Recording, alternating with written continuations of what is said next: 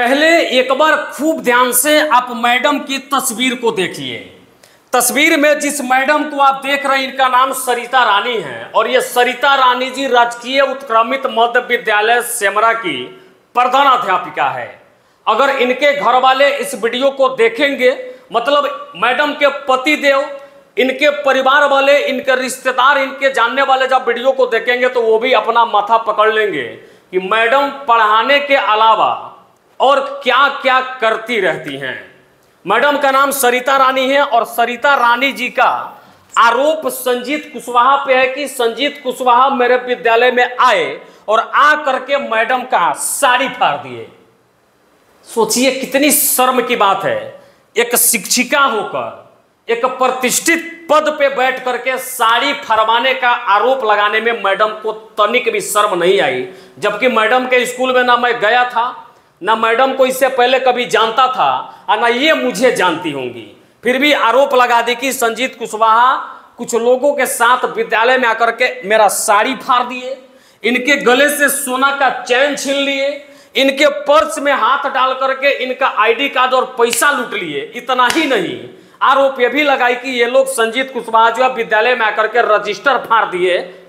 सबसे बड़ी शर्म की बात, मैडम ने यह भी आरोप लगा दी कि मैं इनके विद्यालय में जाकर के 2-2 हजार रुपए फगुई मांग रहा था। अरे मैडम शर्म कीजिए, ये 2,000 रुपए की आप बात कर रही है। जितना पैसा हम गरीबों में दान करते हैं, जितना पैसा हम बच्चों को पढ़ने के लिए देते हैं, उतना पैसा तो आप चावल बेच के भी नहीं कमाती होंगी, बच्चों के पोशाक से लूट करके भी नहीं कमाती होंगी जितना पैसा मैं बच्चों को पढ़ने के लिए देता हूं। और ये मेरा काली कमाई का पैसा नहीं है, यूट्यूब और फेसबुक से जो पैसा मैं कमाता हूं वही गरीबों में दान करता हूं।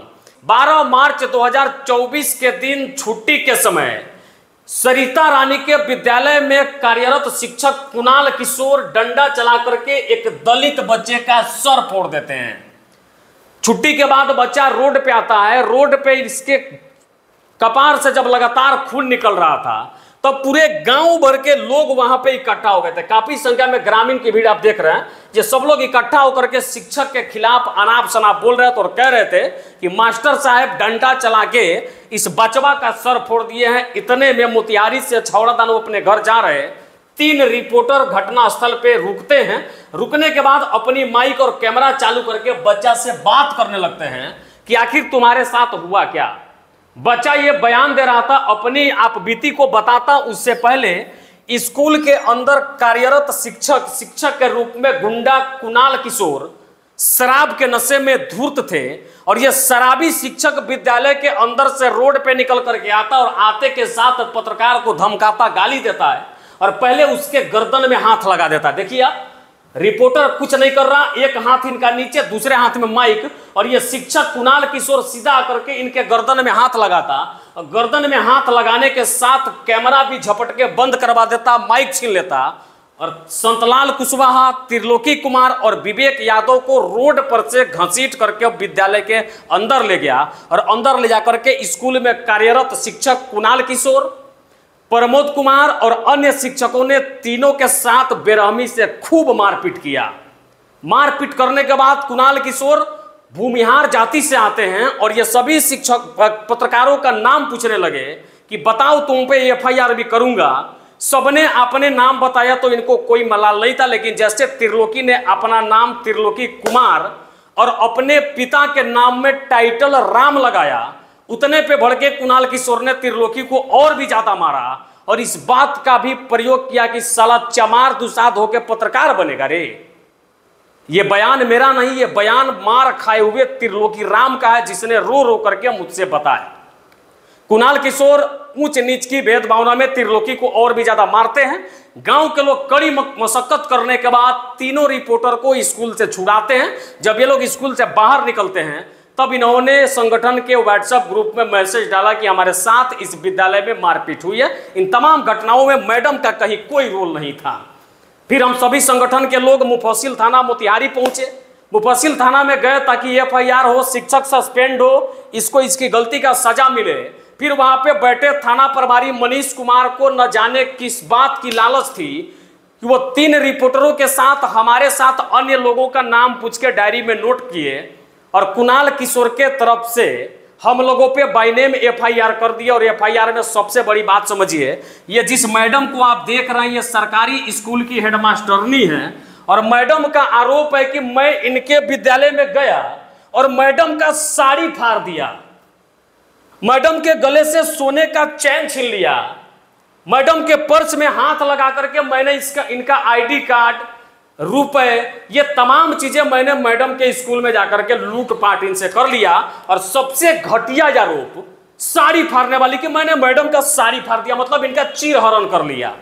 अब आप सोचिए, जब ये वीडियो इनके पति, इनके बेटा बेटी, इनके रिश्तेदार, इनके जानने वाले लोग देखेंगे तो क्या कहेंगे? अरे मैडम, आरोप ही लगाना था तो कुछ और लगा देती, साड़ी फाड़ने की बात लाने की क्या जरूरत थी? ऐसे हम लोगों को गलत तरीके से फंसाया गया। थानाध्यक्ष मनीष कुमार हम लोगों पे बाय नेम एफआईआर करवा दिया। जब हम लोगों ने एफआईआर पहले दिया तो पहले कुणाल किशोर का एफआईआर लॉन्च हो गया। त्रिलोकी के साथ मारपीट हुई, दलित शब्द और गंदा गंदा जाति सूचक शब्द गाली देकर के कुणाल किशोर ने पुकारा।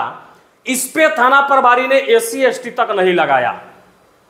शिक्षक पे जो एफआईआर हुआ बेलेबुल धारा में, और हम लोगों पे जो केस हुआ वो नॉन बेलेबुल धारा में, जिसमें 353 न जाने कौन कौन सा धारा उसमें जोड़ दिया गया। इस केस से बचने के लिए, इस केस को फॉल्स कराने के लिए हम लोगों ने इंस्पेक्टर अरशद आलम को भी आवेदन दिया, पेन ड्राइव खरीद करके उसमें सभी वीडियो फुटेज को डाला, फिर भी हमारे साथ कोई नया नहीं हुआ। एफआईआर में जो बातें कही गई फिर से एक बार सुनिए। मैडम सरकारी स्कूल की हेडमास्टरनी है। मैडम ने हमको कहा कि संजीत कुशवाहा हमारा साड़ी फाड़ दिए, स्कूल का रजिस्टर फाड़ दिए, इनका सोना का चैन में छीन लिया, इनके पर्स से आईडी कार्ड, पैसा सब लूट लिया। इतना गंदा आरोप लगाने की क्या जरूरत थी?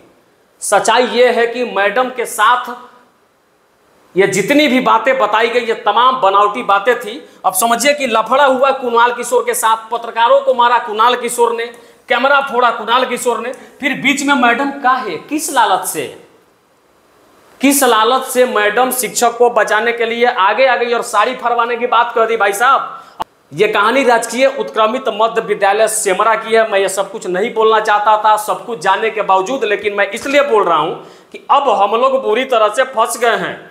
हम लोगों ने एसपी साहब को भी आवेदन देकर के इस बात का रिक्वेस्ट किया है कि महोदय, हम लोगों पे जो एफआईआर हुआ ये फॉल्स है, ये गलत है, इसको गलत साबित करिए। आपके डीएसपी जितेश पांडे भी न जाने किस लोभ लालच में बिना जांच किए एफआईआर को ट्रू कर दिए, केस को ट्रू कर दिया कि सारी घटनाएं सत्य हुई है। पता नहीं ये लोग क्या खेल किए, मुझे नहीं पता।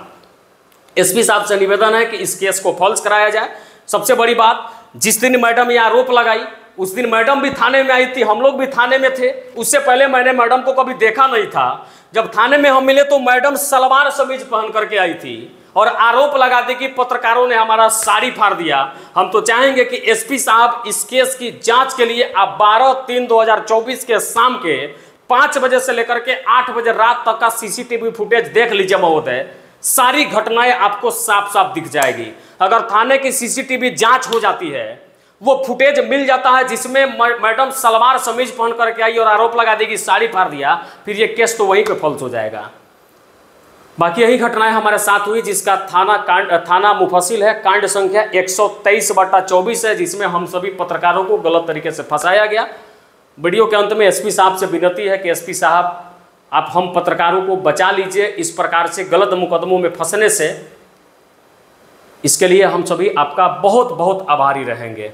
बाकी शिक्षक के रूप में कैसे कैसे गुंडे जो है काम करते हैं, इसका तस्वीर देखिए। शिक्षा विभाग में भी हम लोगों ने डीओ साहब को लिखित आवेदन दिया, पेन ड्राइव में वीडियो डाल के दिया कि शिक्षक को सस्पेंड किया जाए क्योंकि इसने एक बच्चे का मार करके सर फोड़ दिया। शिक्षा विभाग के अधिकारी भी सोते रहे, इस पर कोई कार्रवाई नहीं किया। कार्रवाई हुई तो केवल हम पे। गुनाह ये था कि दलित बच्चा का सर फूटा और इसके न्याय के लिए पत्रकार वहां पे पहुंच के वीडियो बना दिए और पत्रकार के साथ मारपीट हुई तो हम उन्हें बचाने के लिए हम थाने पहुंच गए। बस इतना ही गलती हमारी थी। अगर ये सब करना गलत है तो इसके बाद आम जनता के लिए आवाज उठाना बंद। हम आम जनता के लिए नहीं लड़ेंगे। क्यों लड़ेंगे? जिसके लिए लड़ेंगे उसका कुछ नहीं, जो गलती करेगा उसका कुछ नहीं, और हम न्याय के लिए बीच में चले गए तो फिर हम पे एफआईआर हो जाएगी। भाई साहब, ये पूरी घटना 12 मार्च 2024 की है। बाद बाकी पूरा वीडियो देख के आपका विचार क्या कहता है बताइएगा। जय हिंद।